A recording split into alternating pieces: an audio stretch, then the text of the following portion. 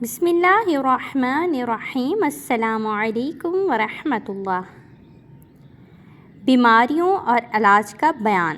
رسول اللہ صلی اللہ علیہ وآلہ وسلم نے ارشاد فرمایا کہ اللہ تعالیٰ نے کوئی بیماری نہیں اتاری مگر اس کے لیے شفا بھی اتاری، اور حضور صلی اللہ علیہ وآلہ وسلم کا ارشاد ہے کہ ہر بیماری کے لیے دوا ہے۔ جب بیماری کو دوا پہنچ جائے گی تو اللہ تعالیٰ کے حکم سے اچھا ہو جائے گا۔ ابو داؤد، ترمذی و ابن ماجہ نے حضرت ابو ہریرہ رضی اللہ تعالی عنہ سے روایت کی کہ رسول اللہ صلی اللہ علیہ وآلہ وسلم نے خبیث دواؤں سے ممانعت فرمائی، اور رسول اللہ صلی اللہ علیہ وآلہ وسلم نے نظر بد سے جھاڑ پھونک کرنے کی اجازت دی ہے۔ بیمار پرسی۔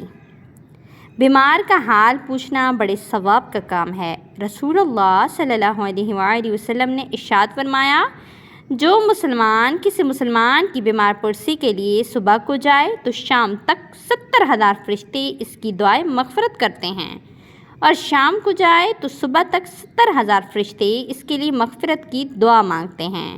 اور ایک اور حدیث شریف میں ہے کہ جو شخص کسی مسلمان کی بیمار پرسی کے لیے جاتا ہے تو آسمان سے ایک اعلان کرنے والا فرشتہ یہ ندا کرتا ہے کہ تو اچھا ہے اور تیرا چلنا اچھا ہے، اور جنت کی ایک منزل کو تو نے اپنا ٹھکانہ بنا لیا۔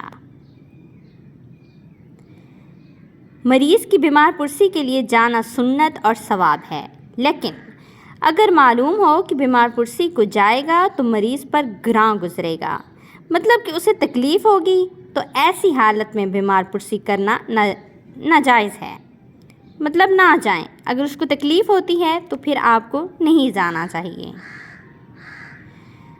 دوا علاج کرنا جائز ہے، جبکہ یہ اعتقاد ہو کہ در حقیقت شفا دینے والا اللہ تعالی ہی ہے، اور اس نے دواؤں کو مرض کے زائل کرنے کا سبب بنا دیا ہے۔ اگر کوئی شخص دوا پر ہی یقین کرے کہ دوا کھانے سے ہی اس کو شفا مل جائے گی، دوا میں ہی شفا ہے، تو ایسا نہیں ہے۔ اللہ نے اس کو ذریعہ ضرور بنایا ہے، شفا دینے والی صرف اللہ کی ہی ذات ہے۔ حرام چیزوں کو دوا کے طور پر استعمال کرنا جائز نہیں۔ رسول اللہ صلی اللہ علیہ وآلہ وسلم نے ارشاد فرمایا کہ جو چیزیں حرام ہیں ان میں اللہ تعالیٰ نے شفا نہیں رکھی۔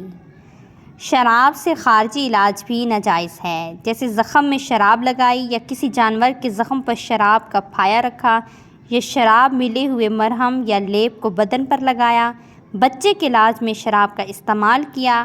اب سب صورتوں میں وہ گناہ گار ہوا جس نے شراب کو استعمال کیا یا کروایا۔